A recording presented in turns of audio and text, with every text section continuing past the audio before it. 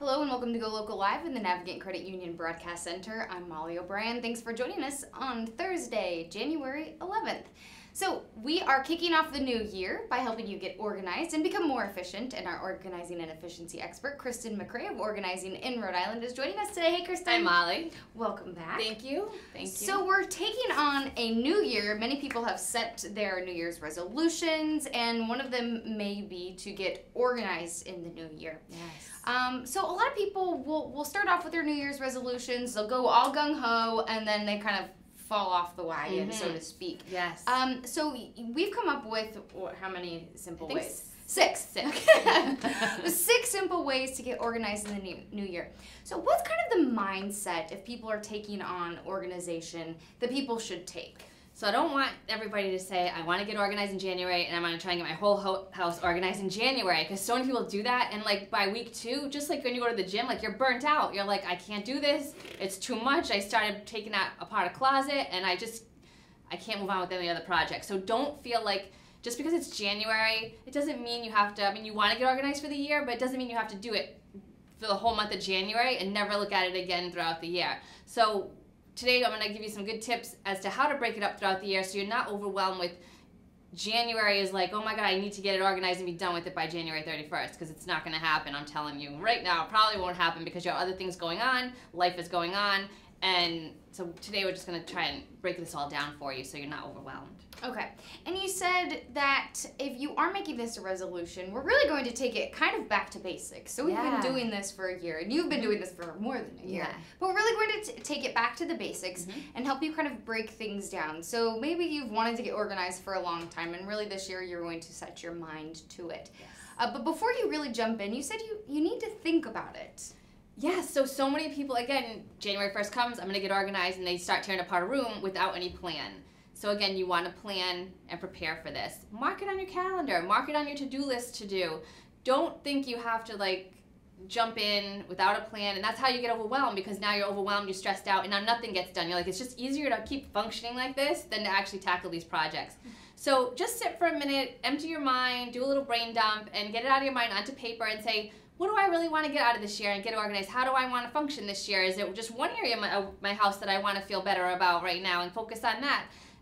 Is it time management you want to work on? Just know if you're focused on you want to get better with your time and be more efficient, you have to get organized first physically. So again, don't jump into time management, but get organized first physically and then jump into that. Okay. So prepare and plan and go forward from there. So make a plan first. Breathe for a minute. Take a deep breath and just breathe for a minute and get everything out onto paper. It's very important. Okay, so now we're going to jump into the 6 simple ways to get organized in 2018, or just the new year in general. Okay. All right, so the first, number 1 step is to get past that feeling of being overwhelmed. And I think that's so critical, because a lot of people who maybe are unorganized or maybe even just have a simple junk drawer, it just seems way too overwhelming. So you said get over it. Yeah, you got to get past the overwhelm.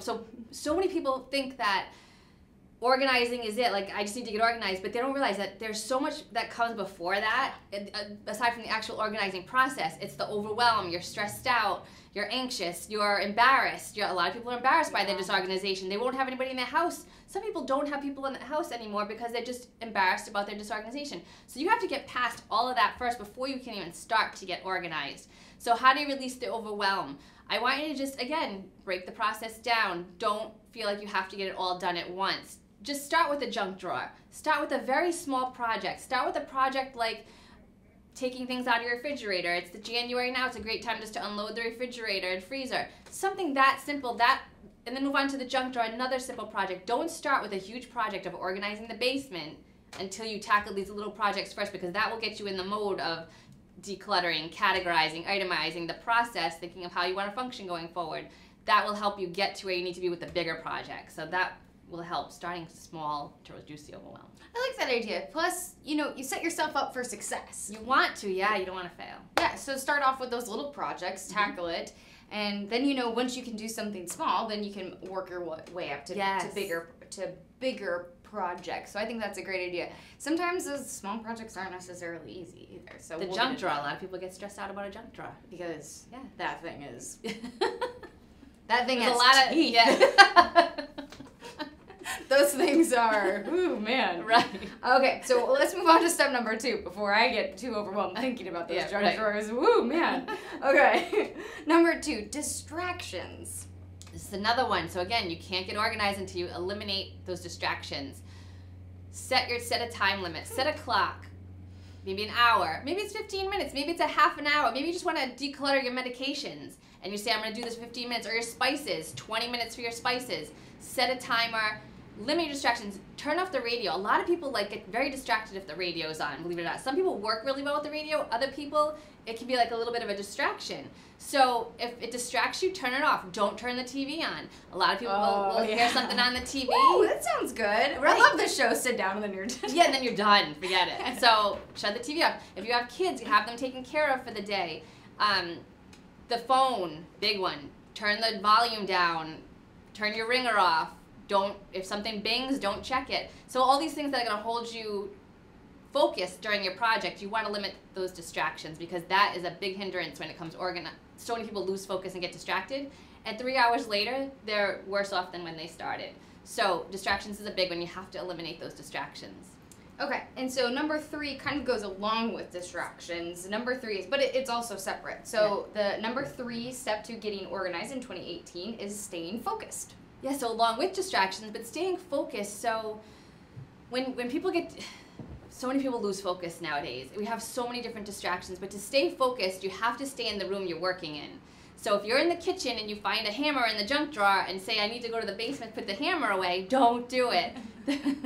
Please don't do it, because then you're going to go to the basement, you're going to see something shiny in the basement, start doing something there, and you're going to be done. So I have a client that I have this challenge going on, and I had told them they had to organize their spices. So she went to grab the step ladder in her granddaughter's room. She started folding clothes. So she started folding clothes. Half hour later, she's like, oh my God, I need to go back to the spices. So please stay in the room you're working in. And people laugh, and she's like, I laughed because I heard you in my head, don't leave the room you're working in. I say it for a reason. I mean, that's such good advice, and the reason why I'm over here giggling uncontrollably because it's so me. I'll start off by oh, I need to wash the dishes, and then I'm unloading the dishwasher, and then I find myself in the basement doing laundry, and then I'm outside mowing the lawn, and I don't even have a lawn. So it is. Yeah, so it's great advice. Yeah, and so many people are like, oh, I'm fine, I can do it, I got this, and then they do it, and they're like, Kristen, I was in the other room for a half an hour. I'm like, it's true because so many of my clients go through this. I see it on a daily basis. So my solution to that is, again, stay in the room, obviously, but have a bin in the room you're working in, an empty bin, and start putting stuff in that bin that needs to go to other rooms. So now you're not leaving that room. Or gather all the supplies you need, if you needed a stepladder, before you even start, go into that room and grab it and bring it into that room. So now when you're done with your organizing project, you have this bin, and now you can transfer it to other areas of the house. And it doesn't necessarily need to be that day, but you can transfer it, and that needs to go into other areas. So that's such a big one, losing focus. I mean, I think it's so true, though, and I think that's helpful because then if you have that bin, then you're able to work on stuff later. And then you don't even necessarily have to tackle that bin that day. You can work on it in other days. Exactly. Other days of the week. And one more quick thing, people will say, well, now this room is a mess that I'm bringing this stuff into. But know that there are going to be messy, if you're organizing your entire house, there are going to be messy rooms as you're getting organized because you're going to find things if you're working on paper if you find a paper in the bedroom and it needs to go in the home office, you're moving that paper out of the bedroom to the home office. Now the bedroom's organized, so when you go to the home office, there's going to be paper in there that you have to organize that came from the bedroom. But now you're tackling it because you know it needs to belong in that room. So you're going to be shifting things, but you're shifting them to the room that they belong in. And then once you get organized in that room, that disorganization will go away. And I think that's great, too, because at least then you have a plan for what you're doing rather than just chaos throughout. So that's people think, again, I'm going to get organized, but they don't realize all these other steps that go along with it. Okay.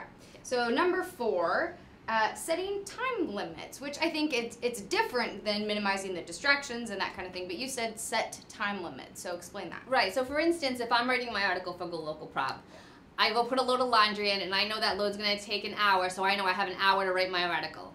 And then the buzzer goes off, and I'm done with my article. So same thing if you're organizing your spices or you're doing a closet. You can set a timer, or people are overwhelmed with their laundry. Throw some laundry in while you're getting this done, so now you can tackle laundry and this at the same time. So set a time limit. It could be 15 minutes, like I said, 20 minutes, an hour. I work in 3-hour increments with my clients just because I'm there and I'm holding them in that room for 3 hours, but you know, you might not have 3 hours, but set a time limit, and that's going to help you stay focused and limit your distractions too. Okay. I think it's neat too because you are limited to those distractions, and say you do the hour time limit to take care of the junk drawer. Then you feel accomplished. If you've done it, you're focused for that 1 hour, you've done it, and then you said, oh, hey, look, I can do this project in an hour. Or maybe you don't finish it within an hour, and you say, okay, now I know for the next project I have those few dresser drawers upstairs. I'm going to allow myself 2 hours to do these things. So you now know how much time you need. Exactly, and that's why I want you to start small, because you can start small with the small increments, where in the springtime where it might take you your closet, it's going to take you like a few hours to do, but now you've built up to that and you know the process now. So it's going to be a lot easier to tackle that bigger project. Okay. Yeah, I think that's really important. So not only are you building confidence, but you're building your understanding of your organizational tactics and how you can go about things.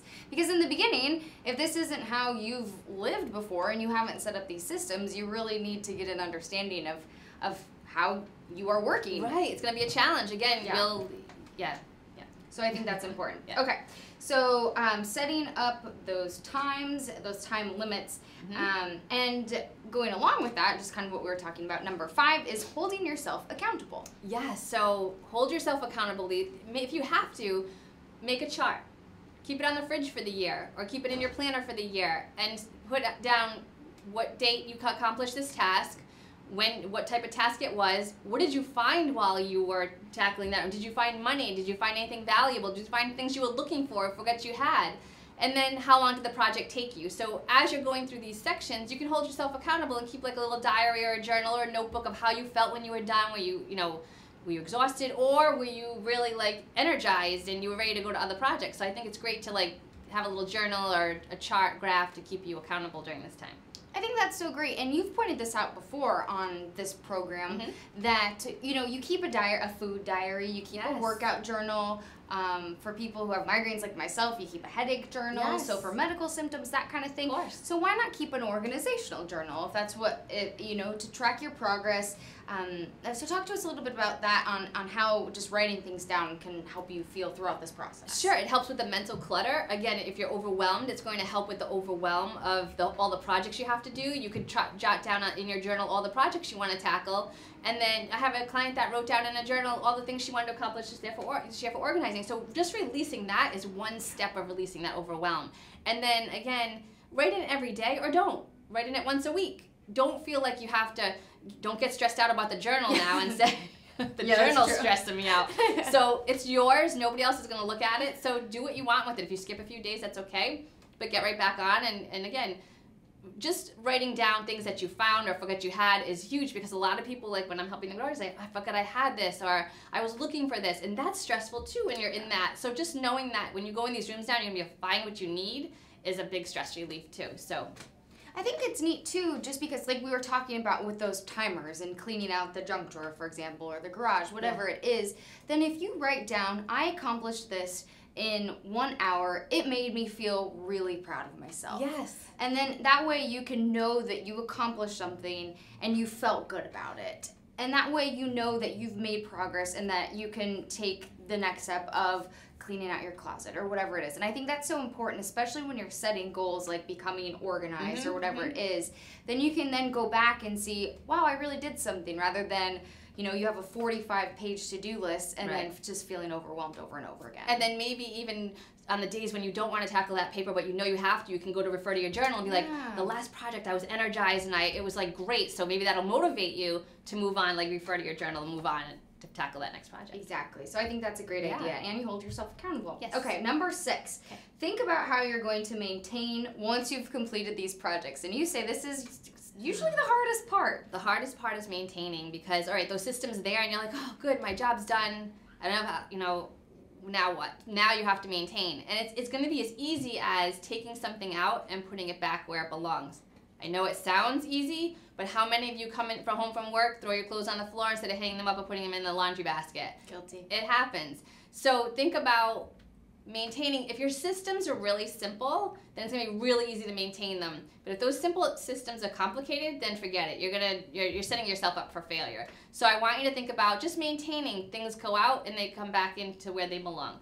Basically, that's all maintenance is, having a routine. And as you keep doing that on a daily basis, those routines become habits, and then it's just going to be your way of life going forward. So now those big tasks that you've tackled this year, you're just going to need to maintain. You're not going to need to tear apart these rooms like on a regular basis, like ever again. So once you do the work, then you do the maintenance, and then you don't have to do it again. You just keep it up. Maintain it, and then of course you might want to tweak some systems here and there as time goes on, and that's fine, but it's not going to be as overwhelming because the systems are there and it's categorized, so you're just picking things up and moving them as opposed to going through them. Okay, so keeping that maintenance. Yes. All right, so, and you mentioned this at the top of the show, instead of getting your whole home or your whole office or whatever it is organized for 2018, you said to break it down, possibly month by month, which I just think this is a fabulous idea. So instead of just being gung-ho and getting everything organized while it's cold and snowy out, break it down possibly month by month. Yeah, it's not a good idea to tackle this all in 1 month. I'm telling you, you're going to burn yourself out, and I'm telling you, it's not going to work. So not to be, negative, but I've seen this happen. So like January is a great time to tackle your kitchen. Holidays are over. It's a great time to clean out the fridge, the freezer, the spices, the food pantry. February comes along, maybe it's paper clutter, maybe it's your home office. March comes, a long month, you might want to do the basement or do another area, big area of the house. Now April and October are your months to do your closets because it's spring to summer and fall to winter. Every April and every October you should be flipping your closet. So those, you don't want to really tackle your closet in January because you could, if you want to, that's not a problem, but really going forward, April and October or April, September, May, September, you want to do your closets. Don't worry about them any other time of the year. You have those 2 months to do those. And then the garage, May, June, before it gets too warm, but you want to be able to park your car in the garage in the winter, so tackle it then. Your bathrooms, March could be a great time for your bathrooms when nothing's going on. And then you want to leave October, November, December for like holidays and spare bedrooms when you're having guests over and, holiday decorations and decluttering those things. So like what you have going on throughout the year. Break those out. Just make a calendar right now, January through December. Each month, mark a project you want to tackle on your calendar. So by December, you're not going to be like stressed out. You'll be like, I have 1 room left to do because it's December, and I've accomplished all my goals for the year. I absolutely love that idea. Yeah. And then for 2019, you can just simply do maintenance on all that. That's it. Yeah. Again, 2019 comes, what do you have to do? You just have to maintain and flip your closets. Maintenance. Declutter the fridge a little bit, but you don't have to, that initial big decluttering and organizing, it's going to be done. So we say that now, but good thing is Kristen will always be here for us. So if you fail miserably on your goals, Kristen will be here. I'll help you. Moral support. All right, Kristen, thank you so much, everyone. We're here to help you as well, keep you organized and energized in 2018 and beyond. So please hang tight as we get set up here for our next guest on GoLocal Live.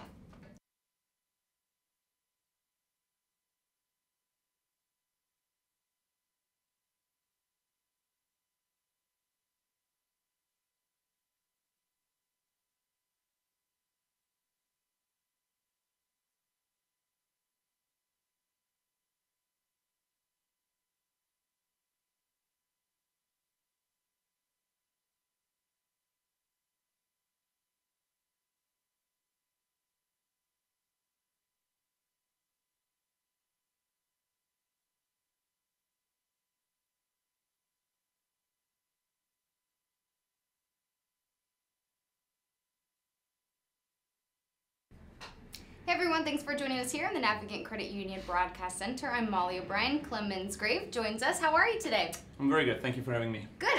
I'm excited to chat with you today. So Clemens is the co-founder and CEO of Providence startup, Finist. It's an app and prepaid debit card system for families to help teach financial literacy to children. That's just kind of the short run of it, but we're going to chat a lot more. So you're here to chat with us and talk to us all about the startup of the company, kind of the background, and then to show us what it looks like. So I'm excited to do that. Absolutely. So again, thank you so much for joining us today. Let's talk a little bit about what Finist is. I gave kind of the short rundown, but in your words, describe what it is, and then we'll hear a little bit about the background. Yeah. So what we did with Finist is we want to teach kids how to better manage their money and to learn managing money, become financially responsible.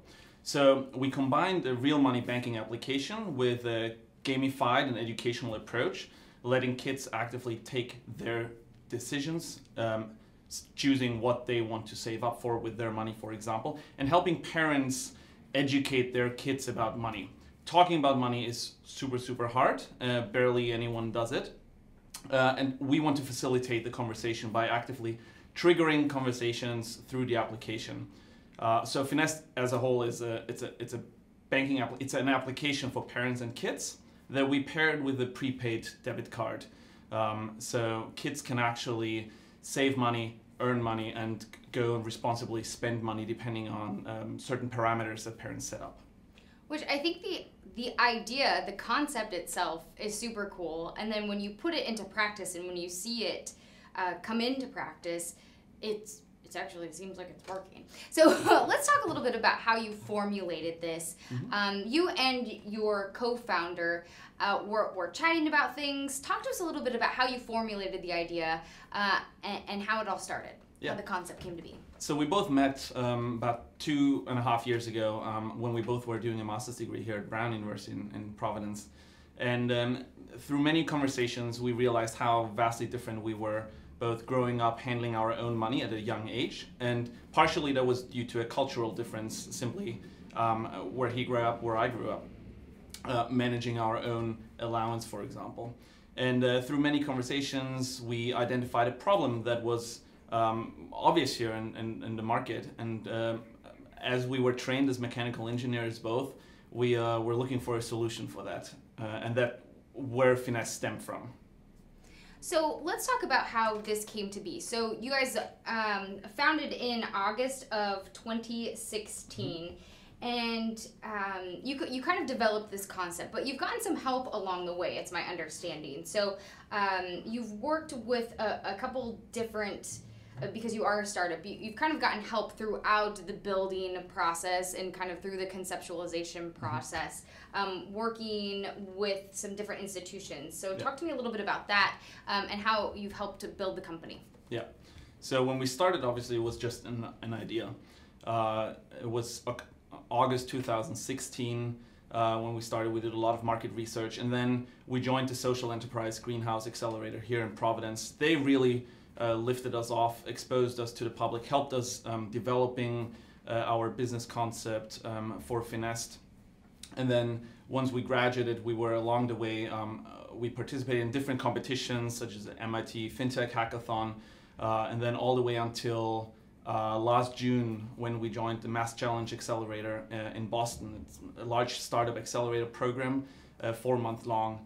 And along the way, we soon realized, obviously, it's not only going to be us two who are able to pull this off. So we formed a team. We're now 5 people, 2 software engineers and a designer who is really helping us going through the process of designing the whole application, testing it with her own daughters constantly, and getting the feedback from real users. And then along the way. That's where we are now, essentially, is with the team, with our advisory board. We're now working with a financial institution on our back end to actually provide the whole banking service. As we're not a certified bank ourselves, we use an issuing bank to offer FDIC-insured bank accounts to our parents and kids, and to make the whole platform as secure as possible and no different than any other banking app, essentially. Do you feel like through these, through kind of the process that you've gone through and through these institutions that have kind of helped you formulate and work your way through it, do you think that's really helped you get to where you're going to be for that next step, launching? Do you think that's kind of helped grow your business, and do you think that will be beneficial for maybe other startups that want to come through in Providence and Rhode Island and New England? Yes, absolutely. I think so. Yeah. The startup ecosystem in Providence is really developing and has been developed over the last a couple of years, and getting that tremendous support from our mentors, advisors, SCG, Brown University, who is still supporting us with office space and professors that are mentoring us, is crucial, I think, for every startup. And obviously starting a business is nothing easy, and it's a roller coaster of emotions up and down, and having strong support that goes with you through the journey is crucial. And talk to us a little bit about how you came up with the name, because the name is somewhat telling. Yeah. So Finist, as some of you can imagine, is